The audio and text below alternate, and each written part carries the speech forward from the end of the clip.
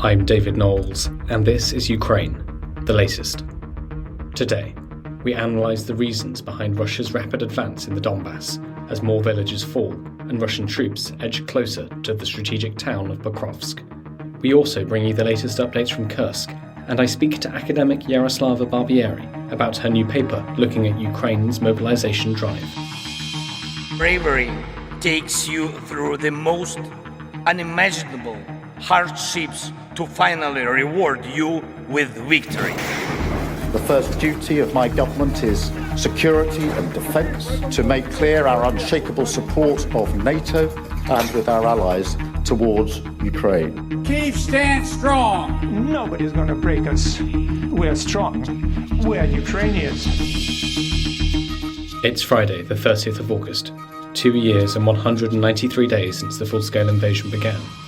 Today, I'm joined by our associate editor Dominic Nicholls, senior foreign correspondent Roland Oliphant, Telegraph writer and former tank commander Hamish to Bretton, and our guest, his researcher Jaroslava Barbieri.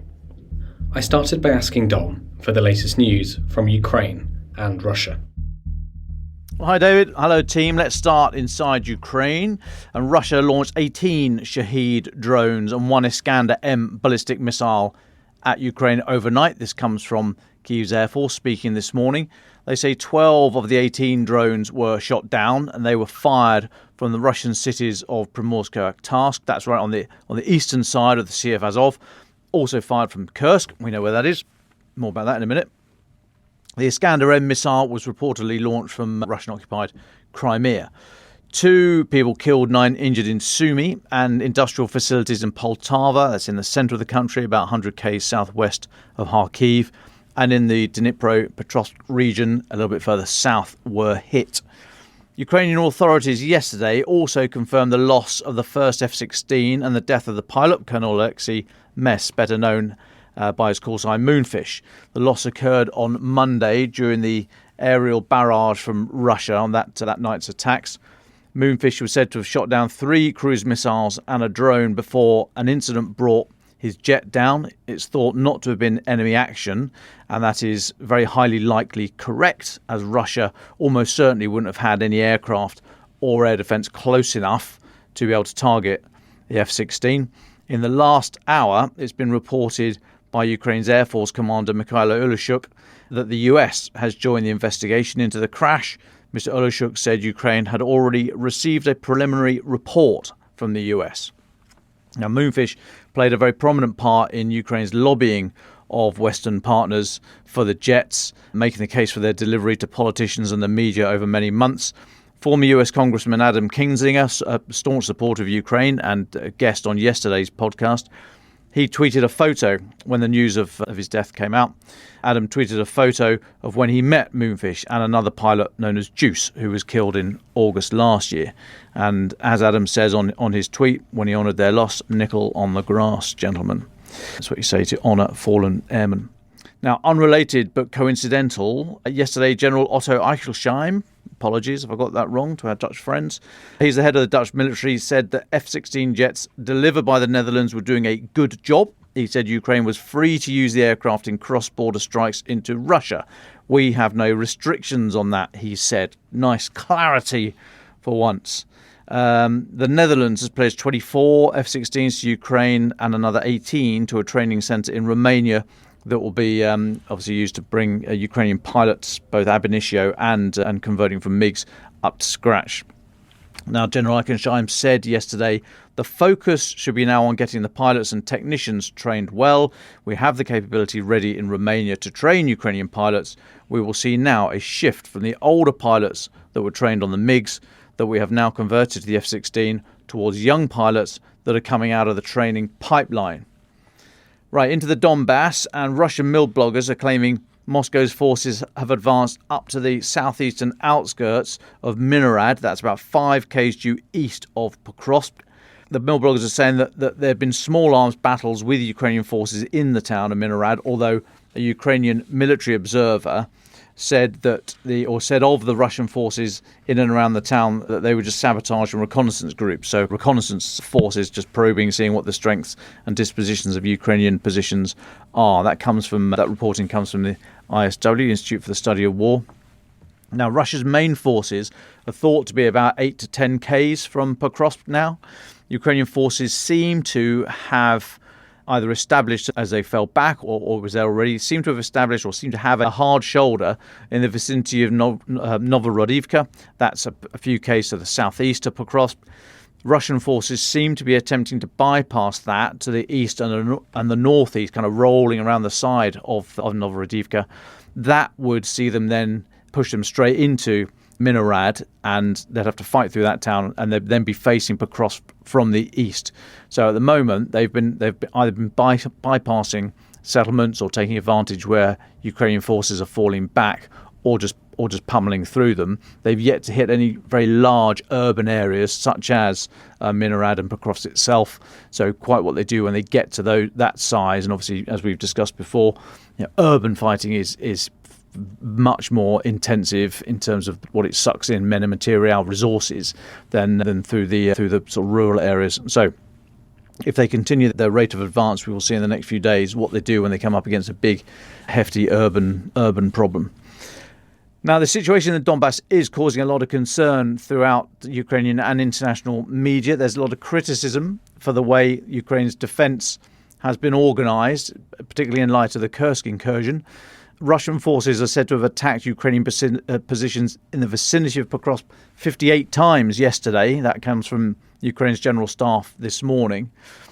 Essentially, Russia's got more resources for the type of fight that they are being forced into in the Donbass.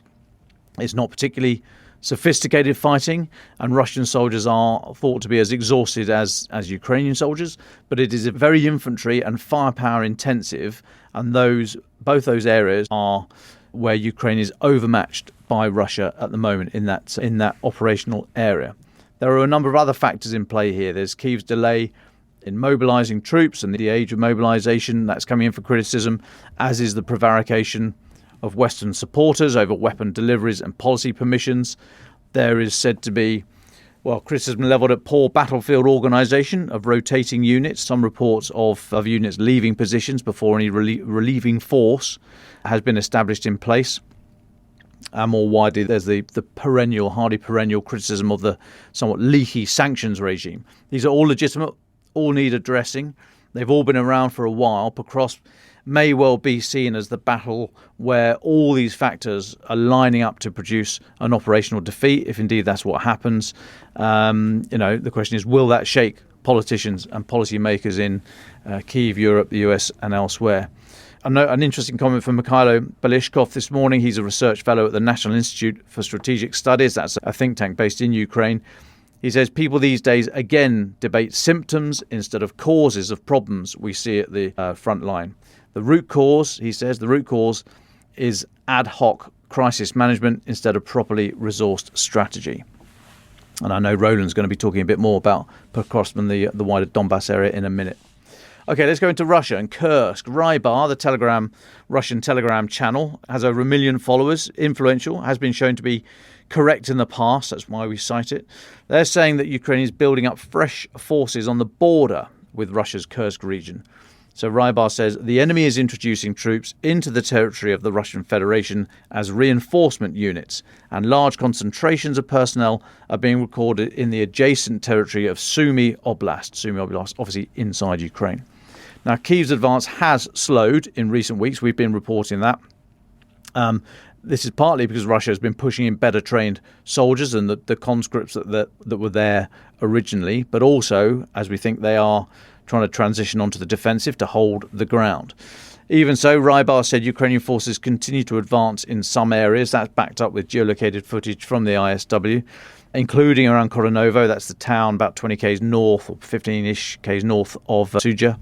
That suggests Kyiv may be trying to encircle Russian forces there that had recaptured some lost positions. Connected to that, the governor of Kursk region, obviously the Russian governor of Kursk region, has formed a new volunteer defence force to ensure law and order is upheld in the area.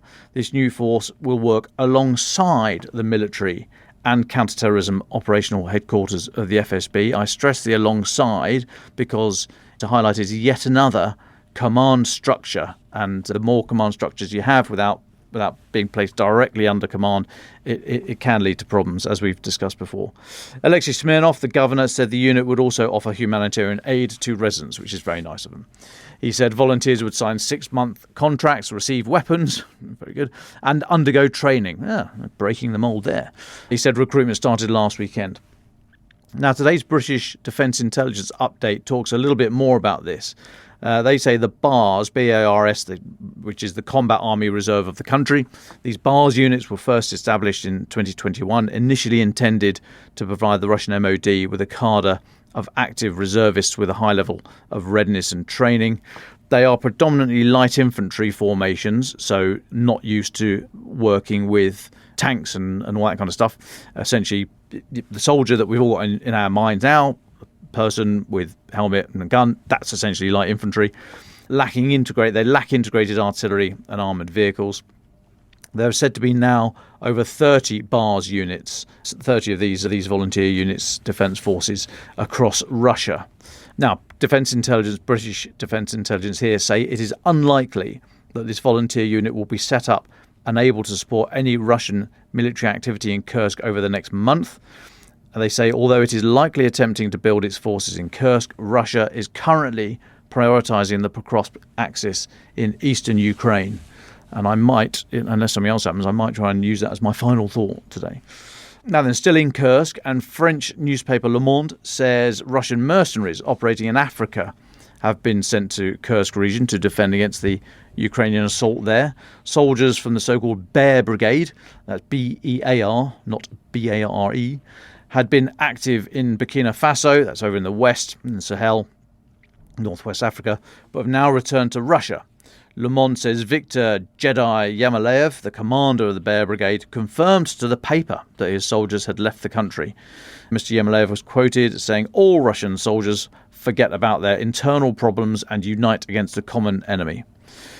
Now, the Bear Brigade soldiers, believed to be about 100, so reportedly providing security for senior members of Burkina Faso's military junta, which came to power in a coup in 2022.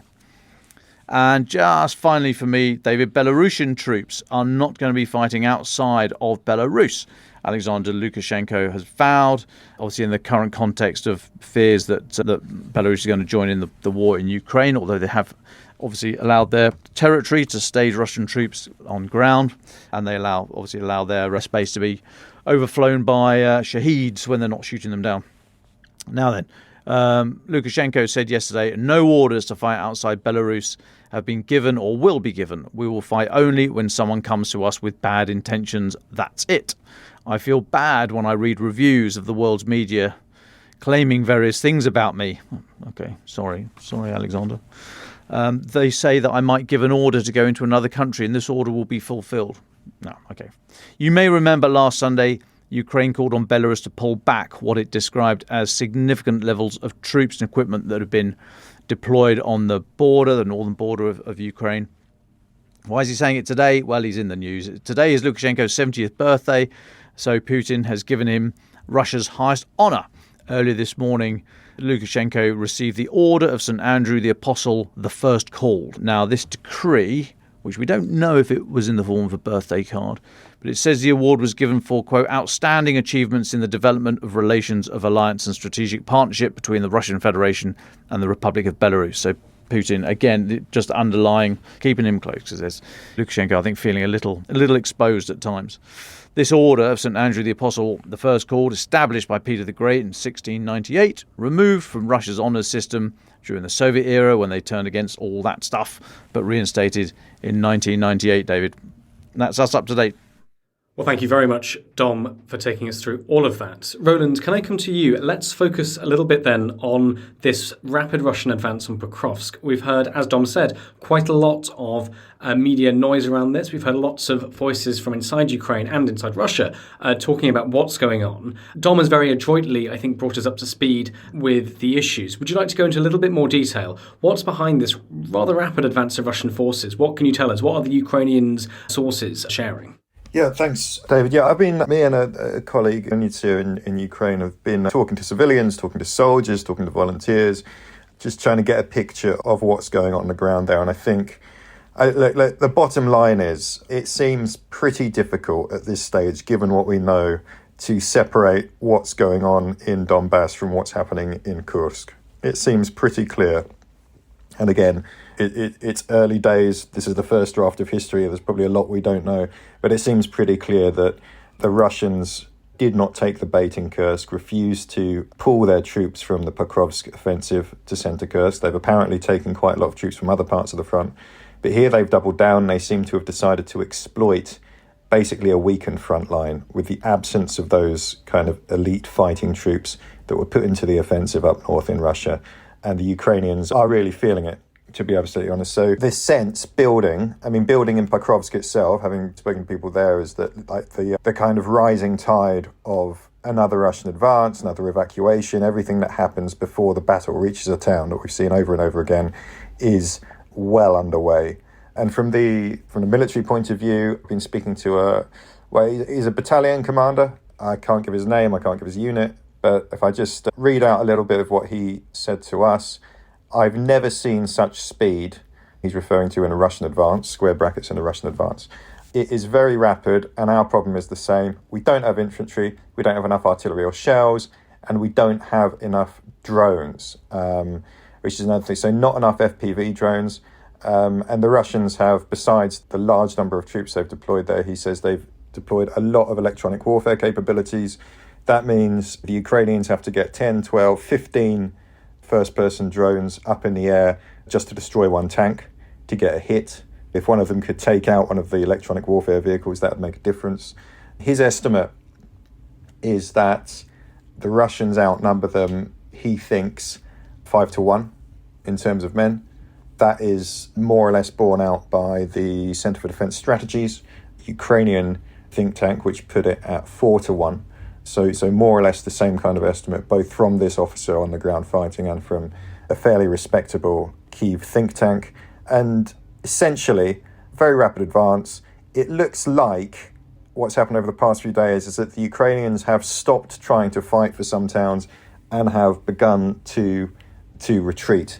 So we've seen, just let me pull up a map just here. So earlier this week, when I spoke to this officer, it was about 3 days ago, and he said, look, about 1/3 of Novokhodivka, that is a town on the railway line that leads up towards Pokrovsk, had been lost. We now understand the Ukrainians have basically pulled out the rest of that. That town is entirely believed to be under Russian control. Further north, on the north side of the salient, there's a place called where they're moving in. We've heard on the southern side of the salient, the Russians have moved into places like Memrik. We've got reports they've pulled out of a place called Kharkivka. So essentially what you're seeing is a rapid Russian advance, and there's no way of sugarcoating it. I think all the enlisted men, the officers on the ground, definitely believe that the Russian advance has sped up. A Ukrainian retreat, and we expect within the next few days, a few weeks, possibly, the Centre for Defence Strategies assumes that by mid-September, the Russians will be at Pokrovsk and fighting for it. Now, in terms of the big strategic kind of implications here, I think we've gone through it before, but to reappraise why this is important, Pokrovsk is a transport hub. It's a relatively large town by Donbass standards, but it's also, you have 3 roads converging there and also a railway line, which makes it a really key kind of logistics, support, transport hub for the rest of the Ukrainian positions in Donbass, including that fortress conurbation, Konstantinovka, Drushkivka, Kramatorsk, Slavyansk, which is to the northeast of here. If it goes, that's going to make those logistics very difficult. But there's another problem, which is that you can see the Russians also expanding their salient to the north and the south. And if you look at it on the map, you'll see 2 kind of semicircular areas on either side of that are controlled by Ukraine. You can see very clearly that the Russians are hoping or trying to create essentially the threat to create 2 extra Ukrainian salients that they can then cut off or force the Ukrainians to retreat from. And so the upshot is, if Pokrovsk goes, it's not just Pokrovsk, it's probably a very large chunk of the remaining part of Donetsk region that the Ukrainians hold. It will definitely put more strain on Slavyansk, Kramatorsk and Druzhkivka, and that will bring the Russians within another step, quite close to their stated goal of capturing all of the Donetsk region, but it also puts them in a position to threaten the Dnipro region and ultimately Dnipro itself. So it's a really grim, worrying situation.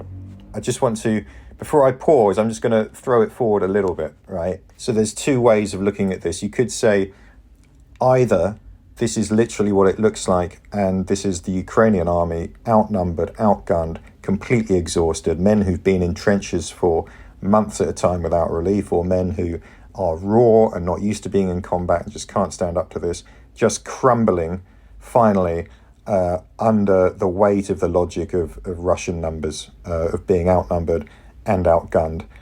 Possibly that is what's going on. Possibly this is the final Ukrainian collapse of the line that the Russians have been hoping for. On the other hand, there are assessments that say, as Dom was saying, that look, Pokrovsk is going to be much more difficult to take itself. It's a built-up area.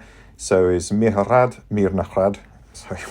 and therefore a stand can be expected there. The Centre for Defence Strategy said that, okay, we think that the Russians will be at Pokrovsk by mid-September, but they're not going to capture it, and they'll culminate there. That will mark the peak of their advances this year. That's a hell of a prediction. You'll also have seen, David, on some of the pro-Russian Telegram channels, you can see some of the pro-war Russian commentators beginning to say things like, hold on a second, isn't this a little bit suspicious? How are we making such progress so quickly? Why aren't the Ukrainians trying to resist us? The implication there is, hold on a second, chaps, are we being lured into a trap? Anything is possible. The Ukrainian High Command and the Russian High Command know things that I don't, the Ukrainian soldiers don't, the Russian soldiers don't, and Russian bloggers don't. So who knows? But at the moment, if it's going to carry on the way it's carrying on, there's no way of sugarcoating it. It's very bad news for Ukraine at the moment.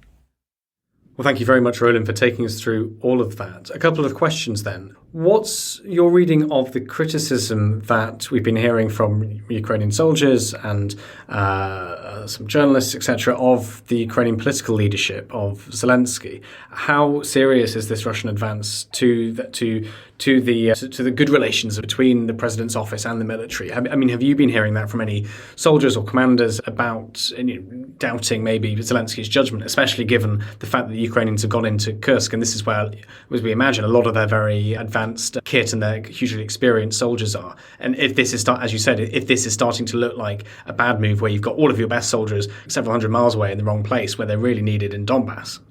Well, there's definitely criticism out there. I mean, the officer we were speaking to didn't want to go there, but then our conversation was interrupted by a glide bomb. So he's still alive, as far as we know. But maybe we just didn't get to that part of the conversation. But others have been a lot more vocal. So this is Stanislav Aseyev, a Ukrainian journalist, now a soldier fighting on the Eastern Front. He basically says that Kursk was a good idea because it changed the calculus of the war. The Russians don't care about human losses, but they care about losing land. But Donbass was meant to buy time. Instead, here's his quote. He's put this on a Twitter thread just yesterday. We face the threat of destruction of the entire southern group of forces in the region, not just Pokrovsk. Why? A complex of internal regions, from planting flowers instead of fortifications to the lack of understanding on the part of the High Command of the problems that are clear to every soldier in the trenches. So you were talking there, David, about a divide between the army and the political leadership. I wonder if really the grievance is between people in the field and people, whether they're politicians or generals, back at headquarters. Because one of the complaints I've definitely heard again and again, you remember that we were talking about the profile we wrote of Alexander Syrsky just a few days ago. One of the complaints that comes up is this just lack of understanding of what it is like, a sense of from guys down the front that, like, why am I being asked to do this, or why are we being ordered to do that? Don't you understand that, yes, okay, our unit on paper has 60% of its strength, but a lot of those guys are over 50, or they haven't been relieved for months. They've been under constant shelling, so on. Like, do you have any idea what it does to somebody's morale? Do you have any idea about the practical realities of what's going on and what we're being asked to do? That I think is a perennial thing in most wars, right? I mean, anytime any journalist has interviewed a soldier knows, and probably all soldiers know, that nothing is ever their own fault. If something goes wrong, any soldier will tell you it was the generals, or it was the idiots in that unit down the line, or it was the sappers' fault, or whatever. But nonetheless, it's a criticism you hear, and not just from squaddies, right? You're talking about quite senior officers, but field officers down there who are quite angry. And of course, you've got also Mariana, just 2 seconds, Bezula, the MP who we were quoting, who's been critical of Sersky. We're talking about her in that article. I mean, she is quite an activist and has always been a bit of a thorn in the side of the military. But she put a post on Facebook just the other day saying she'd been down to Novokhodov and she'd found the trenches completely empty.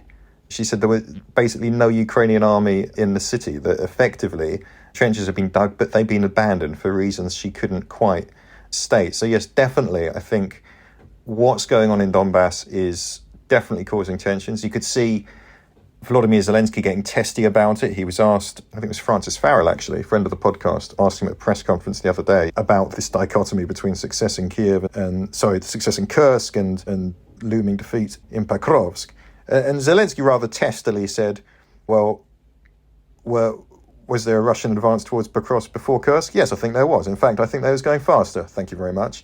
I don't think that's true. I think that's pretty difficult to square with what we've heard from people on the ground, which is that the Russian advance has definitely picked up in that time. But yes, absolutely.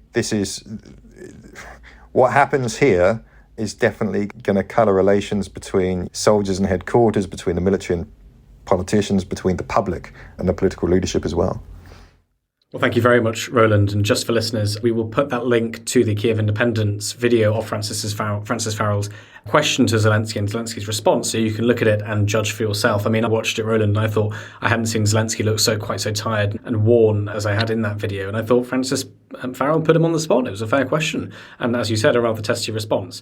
Let's go then to our next guest, Hamish de Bretton Gordon. Hamish, we've been chatting this morning and we've been sharing some of all the stories and the reportage from Kursk and Pokrovsk. Let's zoom out then. I mean, we've heard Dom's news, we've heard Roland's analysis. What's your take on what we're hearing?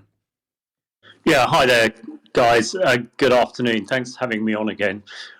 Yeah, let me zoom out, as you say, and if I put my general's hat on here, absolutely are the two linked. I think interesting enough, and again, I'm being very dispassionate about this, so please forgive me.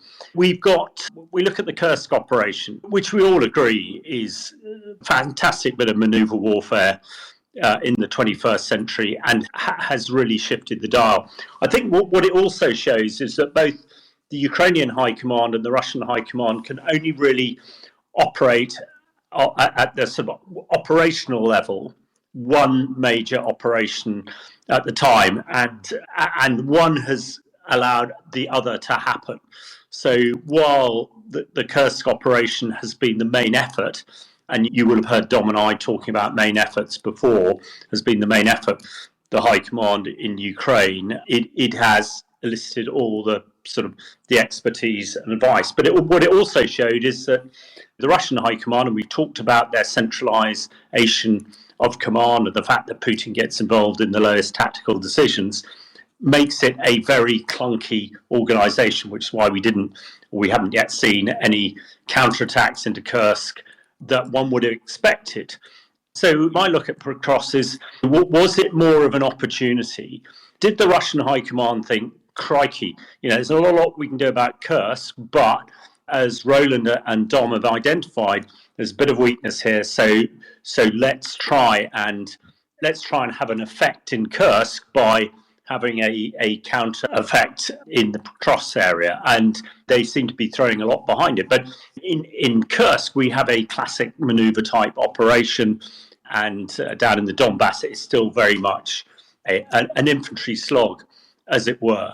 But there's a good piece in the fellow broadsheet, The Times, today about phantom drone brigades, and although it's talking about how Ukraine managed to crack through at Kursk, it also goes on to say some of the maybe strategic objectives.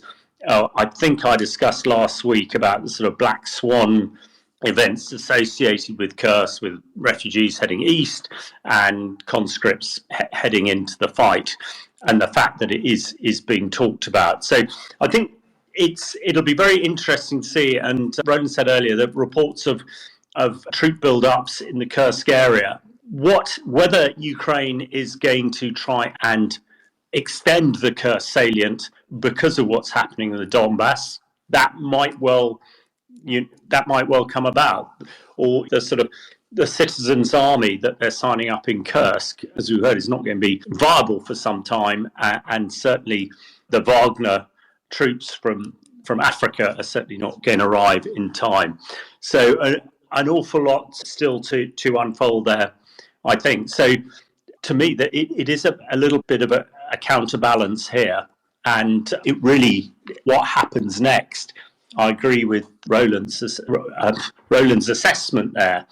But I also, and as people have said, the concern that this has been a little too easy for the Russians on the face of it is a huge concern. But we've also seen the Ukrainians being pretty canny across the battlefield. So, and their operational security, their OPSEC, is exceptionally good, even on the transparent battlefield. So I don't think the Donbass piece is done, and I don't necessarily think the conclusion with a mass incursion is actually predestined. I think, again, probably to me, as a general, what happens in Kursk, because of the impact it's having on what's happening in Moscow, in the Kremlin at the moment, really will determine the longer term outcome of this. Over. Thank you very much, Hamish. Another thing, if I can ask, you've been looking for months now at the chemical weapon attacks Russia's been carrying out on Ukrainian troops. What updates do you have for us on that? Yeah, and actually, a lot of the attacks and uses of chemical weapons, we're talking about CS gas, riot control agents, and chloropyrin, and we've discussed this on an industrial scale. A lot of work done by Jimmy Rushton, who writes the Telegraph and a friend to the pod, and others, and some of the work that I've been doing. This is no doubt also being used in this advance in the Donbass at the moment. But the Kyiv Independent are publishing a major piece on this later today, which I've sort of been involved in. And they've been talking to a lot of soldiers who've been impacted by it. I mean, there is a certain resignation actually by the troops on the ground that, there's not much they can do. Only 2 people have directly been killed, as we know, by the chloropyrin and riot control gas, but potentially hundreds by the second order effects. The fact that you have to get out of the trench and then you're exposed. And, that has been a concern. The Kyiv Independent will also go on to say that the government, the Ukrainian government, have requested British government to supply respirators, gas masks, as they have the other allies. And it's one of those things that, it's a pretty easy solution. Some of the other challenges, the FPV drones, electronic warfare, they're not obvious solutions to it, and require scientists to work good and hard, and for soldiers on the ground to come up with innovative solutions. But in this case, it's a gas mask, and we shall see. And I don't think we're going to get the full story of this till it's all over, but for something very simple, and I know that people who are not intimately involved in this to understand that why a riot control agent is having such an impact. When your head is down in a trench because artillery is dropping around, but you then have to get out of the trench because of this gas, the second order impacts are absolutely vast. So let's hope those calls for something as simple as a respirator, gas mask, will come to fruition. And as we're on to the chemical weapon piece, and I sort of know you covered it the other day, the attacks on nuclear power stations in Ukraine is on the up. So people may be aware that Ukraine has 3 functioning nuclear power stations in the north and west of the country that are also being targeted. And earlier on in the week, you discussed the visit of Grossi to the Kursk nuclear power station. The concern with Kursk is it's a very similar power station to Chernobyl. The other ones in Ukraine are much more modern and much more secure and safe, like Zaporizhzhia. But the Kursk nuclear power station is old. It doesn't have protective concrete covers over the reactor. And if it would be much more easy for an accident to happen there, be it deliberate or accidental. And that's something that we need to keep very close eye on. So that's where we are. And when the Kyiv Independent publish their piece later, I will certainly put it on my Twitter feed. Thank you so much, Dom, Roland and Hamish. Recently, I spoke to researcher Jaroslava Barbieri about her new paper on mobilization within Ukraine. We spoke about attitudes to the new rules, the issues with the current policy, and what could change in the future. Here's our conversation. Jaroslava, thank you so much for your time. It's really good to see you again. Would you just talk us through your main findings in your report and maybe just sketch out for us what were you trying to find out and what did you find? Yes, of course. So I would say that the main reason why we've decided to write this report is that, of course, there's been a lot of media coverage about the fact that Ukraine has been facing an acute manpower shortage, especially after the disappointment of the failed counteroffensive. And we've seen a general diminishing of their initial enthusiasm. And so there's been a growing sense of whether Ukraine could be winning the war at all, whether it would be appropriate to start talking about negotiations. And so, of course, a lot of international media coverage sometimes would not cover with sufficient nuance some of the domestic debates that have been going on inside Ukraine with mobilization. And of course, the Ukrainian government itself has been under increasing criticism for its arguably mismanagement and delay in implementing mobilization. And so in the Ukrainian domestic debate, there's been a lot of discussions around how to make sure that mobilization can be not just efficient, but also fair.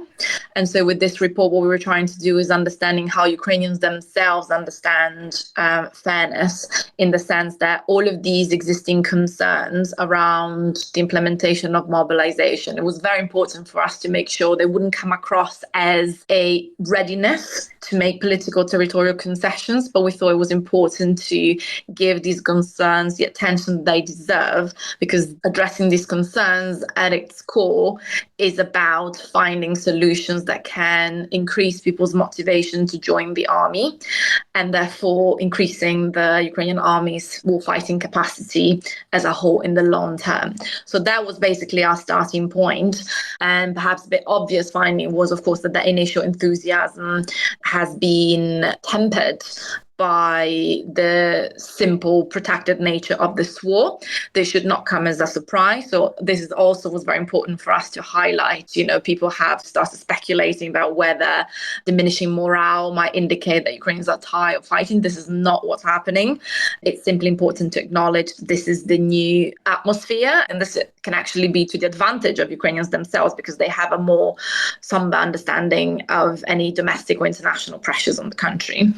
And then the second key finding is that Ukrainians tend to trust informal rather than formal sources of information. And what do we mean by this is formal sources of information on the war generally is associated with the United News telethon.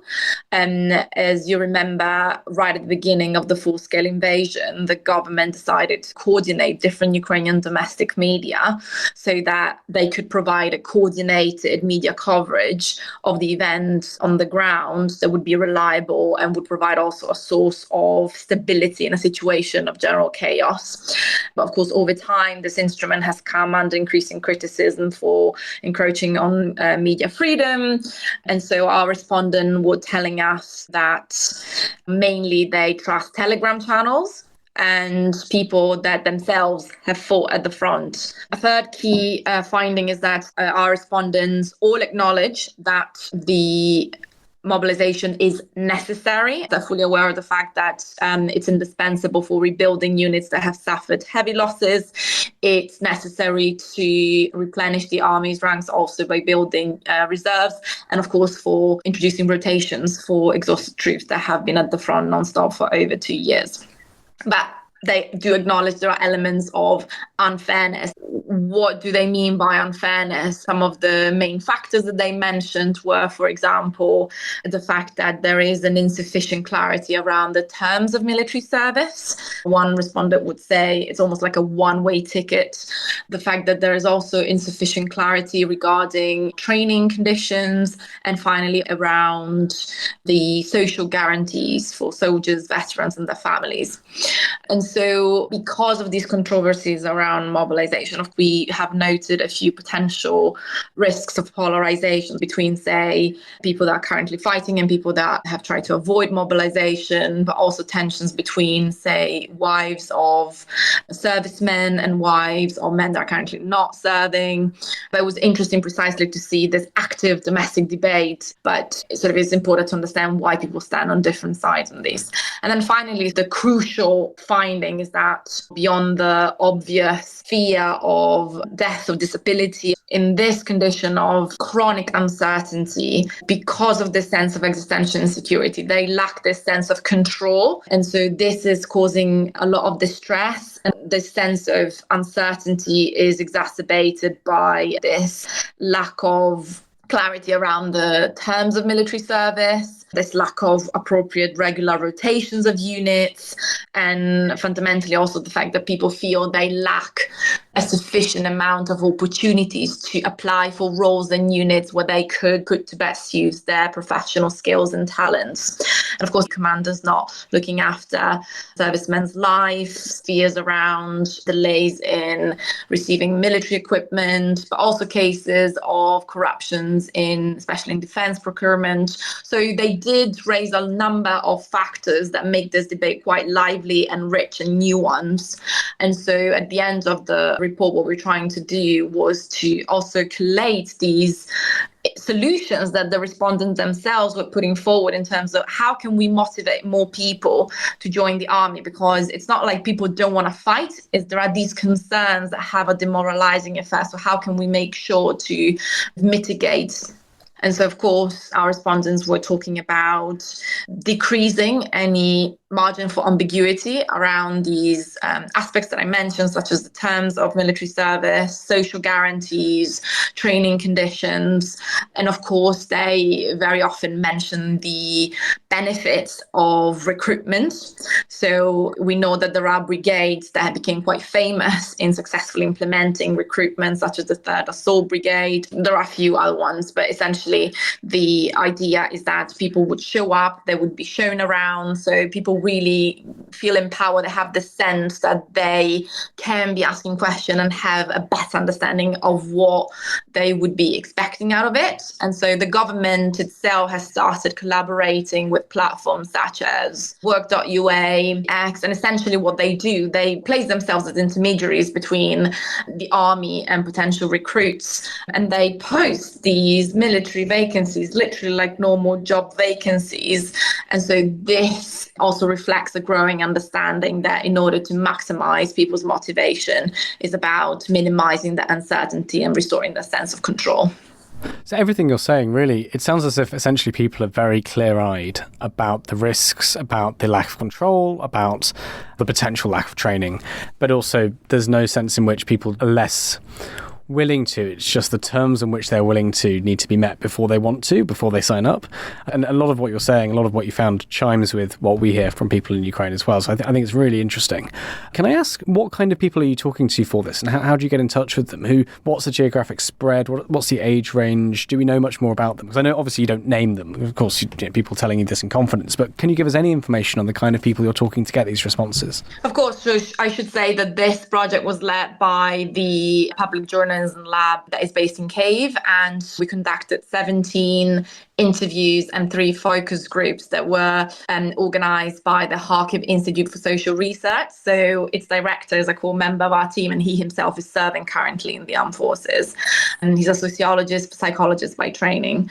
And our respondents included current servicemen, civilian men, wives of current servicemen, female relatives of men of mobilization age, and young people below mobilization age, below conscription age, as well as veterans. So these were the categories of people that we were hoping to speak to because they are affected by different aspects of mobilization. And we made sure in the report to highlight whenever there were actually quite a lot of parallels, or whether there were nuances that were important to capture across these different categories. You mentioned that your first big finding doesn't come as a surprise, right? One way that I've heard it is, look, the people that wanted to go and fight went 2 years ago. The rest of us are left. Are there any other responses or findings that surprised you when you were looking into this? Yeah, so one of the findings that surprised us was that really disproportionate pessimism coming from the youngest cohort of our respondents, because, your default thought would be that younger people feel more full of hope, full of energy. But, if you think about it, that is a generation that went through COVID, went through a full-scale war. So it was really surprising for us to notice. Of course, it's a very small pool of people, but nonetheless, it's important to capture that news and understand that there is a problem, because acknowledging and addressing these concerns should be part of Ukraine's long-term strategy for victory. But also thinking about reconstruction. These are also the people that will be part of that generation of people that will be rebuilding the country. So, of course, this was something that surprised us, was exactly the fact that if you just look at general international media coverage around this, there was this worrying sense that it feels like Ukrainians are losing hope or readiness to fight. And this was actually, we know that over 1.3 million people are already part of the armed forces. But what the respondents were talking about was not that people are not ready to fight, was that in order to increase the motivation and address this acute manpower shortage, it's important for the government to acknowledge these concerns and making people feel heard. What's your sense of how much of this is fixable and how much of it is just unfortunately part and parcel of what fighting a full-scale war looks like? Your respondents say things like, well, it'd be very good if they took into account my background as, for example, a tech person, so I should be sent to work with drones. But what if the army turns around and says, well, we've got enough drone operators, actually, what we need is infantry. But unfortunately, of course, infantrymen suffer the highest percentage of casualties. That's not something necessarily that anybody can fix, because that's not within anybody's power. That's just where the need is. So I'd be interested in your sense of how much of what you've looked at, of what they've said, is something that you think is changeable, can be worked on by society, by the government, by the army, and how much of it actually just isn't, and it's just part of what's going on. I think you can have a little bit of both, to the extent that many respondents were saying, we understand that you cannot have a mobilization that is people's freedom, but they understand that it's a full-scale war and it's a matter of existential survival. For example, when I mentioned the finding around trusting more informal sources of media rather than formal, they kept saying, don't infantilize us, don't hyperbolize Russia's failures and Ukrainian successes. Tell us as it is. We want to be fully aware of what's going on, because we understand that we're in a difficult situation. So throughout the responses, you could feel this sense of maturity and cold-bloodedness in terms of acknowledging the problem. When you can feel like emotion come in, is as a sense that they are not addressed properly, or that is missed under the rug. So when I mentioned that they themselves put forward a solution, essentially the way they phrase it even is, I believe that more people would be motivated to join the army if there was less ambiguity. For example, more people would be ready to fight even for 3 years, as long as they know that it's 3 years, and within this 3-year period, this would be the measures for the provisions for rotations, and these are the social guarantees that I would face as an individual, my family would face with this to happen to me. So it's really about maximizing opportunities to restore that sense of control, however small, in a situation of chronic uncertainty. And this is also a finding that resonates with other research from other countries that have suffered a war.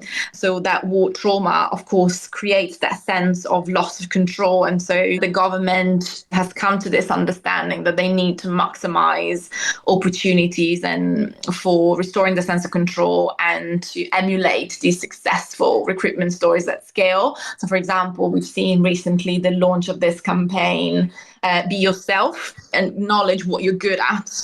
and let's maximize opportunities for you to put those good skills at work. The tragedy is that, yes, infantry is what we need now most. However, it's about minimizing a trend whereby we wouldn't take this into consideration.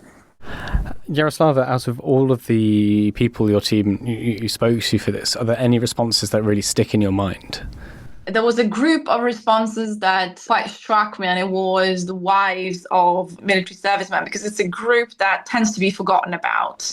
And they were talking about feeling like they're stuck in this grey zone in which you're not quite sure if you're part of the army or if you're like a civilian. And they were saying how they're struggling to enter conversations, doing almost small talk with people that do not have someone in their family on the closest circle that is in the army. It's very important to give a platform to these voices, because we know that Russia will readily exploit any elements of tension or potential polarization. We already see this happening in some Telegram channels. And so it was just important for us to give space to these voices, and particularly through qualitative research to understand the nuance around these conversations, because we have seen, if you like, polling research coming out that trying to give us a better sense of what people fear and what is stopping them from joining the army. But we think that through this research, we could get that nuance about how people are feeling and what kind of solutions that themselves are thinking. Well, Jaroslava, thank you so much for your time. Is there anything we haven't spoken about that you think is especially important, or anything you'd like to re-emphasize to our listeners?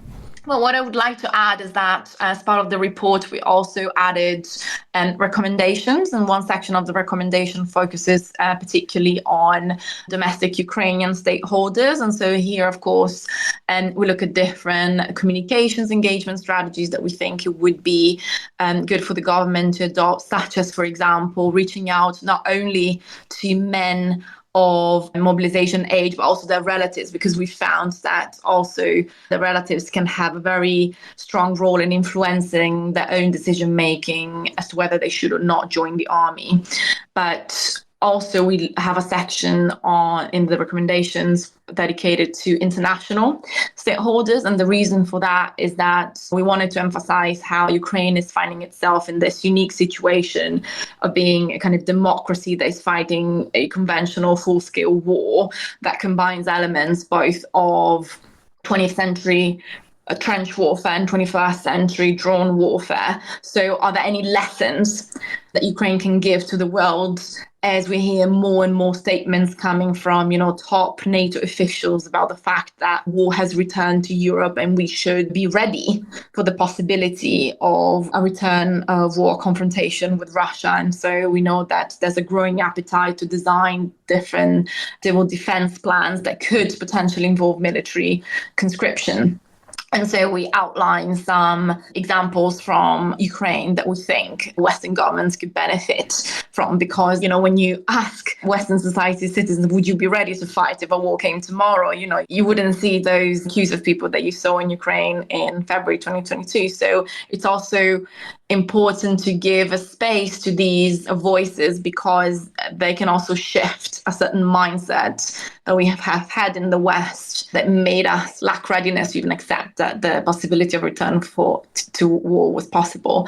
And so we really hope that with this report can help existing efforts to address Ukraine's manpower shortage. And, at the core, Ukraine's success story is one where outgunned by Russian forces, but they can outsmart them. And so we hope that with this report, we can support existing measures to try and maximize a fair implementation of mobilization, but also, as we have more and more of this discussion internationally, what can we learn from Ukraine's experience?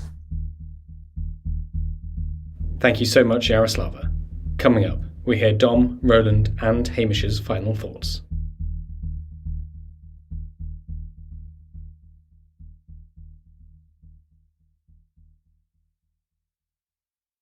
Some news coming in on our live blog. Ukrainian authorities have urged people living in 183 settlements in the Sumy region, that's in the northeast, north of Kharkiv, to evacuate due to constant Russian attacks. The Sumy region's military administration said that residents of 183 settlements are subject to evacuation. It is currently dangerous to remain in these territories as the enemy keeps intensely attacking Sumy Oblast, deploying different kinds of armament, including guided aerial bombs, which is a threat to the civilian population of these communities. To remind ourselves, Sumy borders the Kursk region of Russia and has of course seen an increase in attacks since the major cross-border assault on August the 6th. A drone attack on Friday, as Dom brought us earlier, killed 2 people and wounded several more. A couple more stories from Reuters.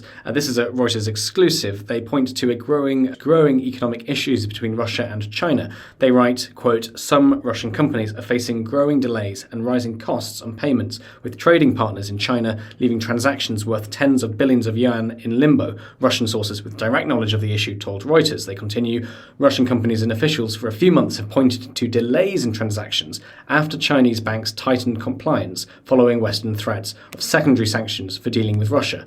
The sources said the problem has intensified this month. Chinese, and this is, I think, the crucial point, Reuters writes, Chinese state banks are shutting down transactions with Russia, quote, en masse, and billions of yuan worth of payments are held up. China is Russia's largest trading partner, accounting for a third of Russia's foreign trade last year and supplying items such as vital industrial equipment and consumer goods that help Russia weather Western sanctions. It's also, of course, as we know, China is a market for Russian exports, from hydrocarbons to agricultural products. There's some data coming out, also reported on by Reuters, on the health of the Russian economy. According to the state, so data here with a bit of a pinch of salt, but according to the data, unemployment remains at a record low. Industrial output, driven by military production, rose by 3.3% in July, compared with the 2.7% increase in the previous month, and by 4.8% since the start of the year. Real wages rose 6.2% year on year in June. Of course, why is this happening? Well, as Reuters explains, wage growth in Russia is being spurred by the payouts handed to contract soldiers fighting in Ukraine, which have become a new benchmark in the economy as workers in fast-growing sectors facing acute labour shortages, that's because everybody's gone to fight, demand similar pay from employers.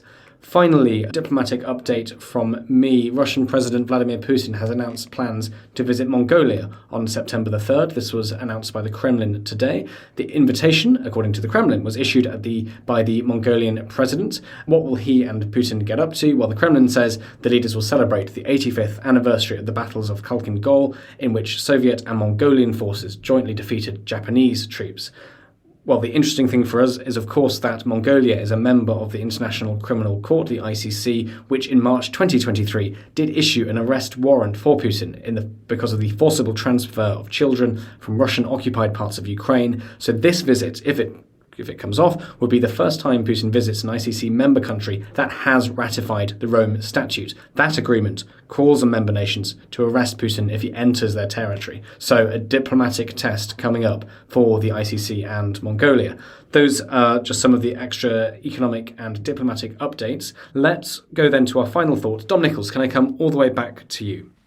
Yeah, thanks, David. So without labouring the point anymore about Donbass and Kursk, I just want to kind of look at it in a slightly different way. Mentioned it a few days ago, but so Russia's pushing into Donbass, saying it's prioritising the Pokrovsk assault over doing anything about the thousands of Ukrainian troops inside Russia right now. Why are they not running concurrent operations? I mean, neither of these efforts, Kursk nor Donbass, are massive in strategic terms, so why is Russia not doing both? And it's because they can't. This so-called mighty Russian army can't mount more than one operational level campaign at a time. It just shows, I'm not downplaying what's happening in and around Pokrovsk or in the vicinity of Pokrovsk, but it shows the limitations of this Russian army. All the criticisms that we talked about earlier on are valid, of course, but Russia's military performance just goes to show what could happen if Ukraine was given more military support. I note Lithuania's foreign minister is making these calls today. I've mentioned earlier on the Netherlands military chief, all saying, given what they need, what we need, it's our fight as well. They're just providing the men and women dying for it. Given what they need, what we need, don't restrict them. And I just hope that these kind of conversations that are ongoing, energised today by Lithuania and the Netherlands, in light of what's happening in and around Pokrovsk, and with not a lot else happening elsewhere from this mighty Russian army, just shows that they are fragile. This army can be beaten in the field. Just need to give Ukraine what they need to do it. Thank you very much. Dom, Hamish to Bretton Gordon, would you like to go next?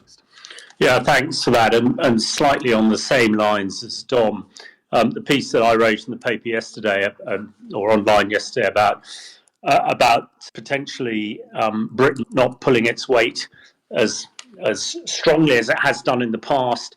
The fact that, as you reported yesterday, there are Ukrainians in Washington with target lists of key targets that need to be, what they believe need to be hit in Russia to enable the Kursk operation and also enable the defence of the Donbass.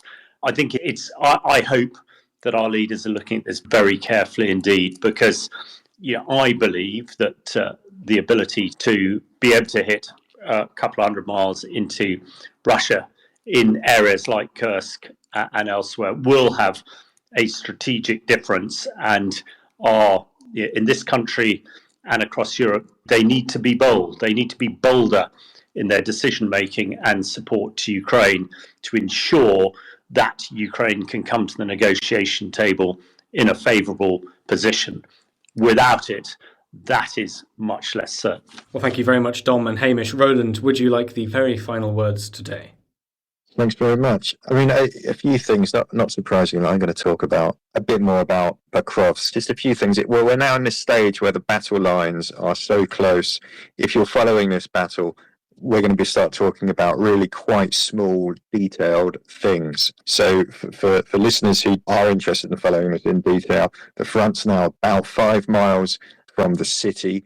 The main thing in the middle of that, according to the Ukrainian officers we've been speaking to, there's a railway line that leads basically straight in a northwesterly direction from the Russian lines to Pokrovsk. The Russians like campaigning along that.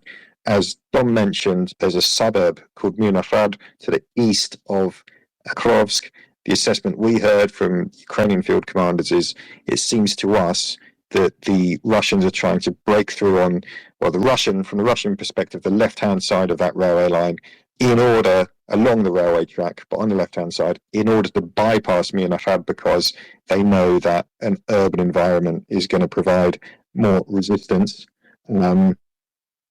And again, it's worth saying this battle isn't over. Just another quote from a Ukrainian officer: there is nothing positive to say. Everything is difficult. We're fighting, and now we'll see what kind of reinforcements there will be, if any, and then we'll build a defense on that.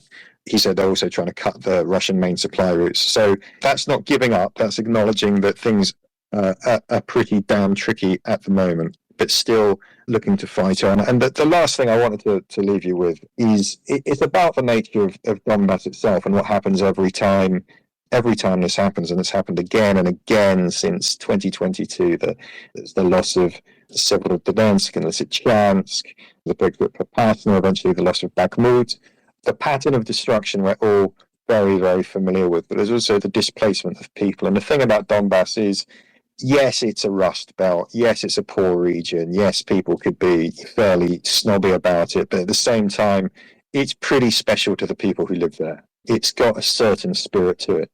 And some of that spirit is really nice. And I was speaking to a woman who's just been packing up. She had a lot of rescue dogs, packing up to move out of Pokrovsk. She was very matter of fact about it. Don't want to go, but we have to. We just got to be practical about this. We know what's going to happen.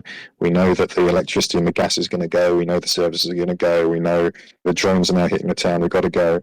And we asked how she feels about it. And she said, and that was when her voice began to crack. And she said, look, I've got a place in Cherkasy Oblast in central Ukraine, but I can't really live happily in any other region. Yes, that's my Ukraine. Yes, I love it. Yes, I'm not going to go to Europe or anything. But for me, Donbass, Ukrainian Donbass, it's my soul. I only wanted to live in Donbass. I only wanted to grow old in Donbass.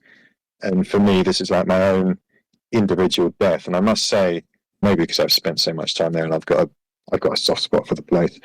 Part of the tragedy, one of the tragedies amongst the enormous tragedy of this war, is the destruction of that place and that spirit and those very warm-hearted Donbass people. Ukraine the Latest is an original podcast from The Telegraph. To stay on top of all of our Ukraine news, analysis and dispatches from the ground, subscribe to The Telegraph. You can get your first 3 months for just £1 at www.telegraph.co.uk/Ukraine the latest. Or sign up to Dispatches, our world affairs newsletter which brings stories from our award-winning foreign correspondents straight to your inbox. We also have a Ukraine live blog on our website, where you can follow updates as they come in throughout the day, including insights from regular contributors to this podcast. You can listen to this conversation live at 1 p.m. London time each weekday on Twitter Spaces. Follow The Telegraph on Twitter so you don't miss it. To our listeners on YouTube, please note that due to issues beyond our control, there is sometimes a delay between broadcast and upload. So if you want to hear Ukraine the latest as soon as it is released, do refer to the podcast apps. If you appreciated this podcast, please consider following Ukraine the latest on your preferred podcast app. And, if you have a moment, leave a review, as it helps others find the show. You can also get in touch directly to ask questions or give comments by emailing ukrainepod@telegraph.co.uk. We do read every message. And you can contact us directly on Twitter. You can find our Twitter handles in the description for this episode. As ever, we are especially interested to hear where you are listening from around the world. Ukraine the Latest was today produced by Isabel Boujard. Executive producers are myself, David Knowles, and Louisa Wells.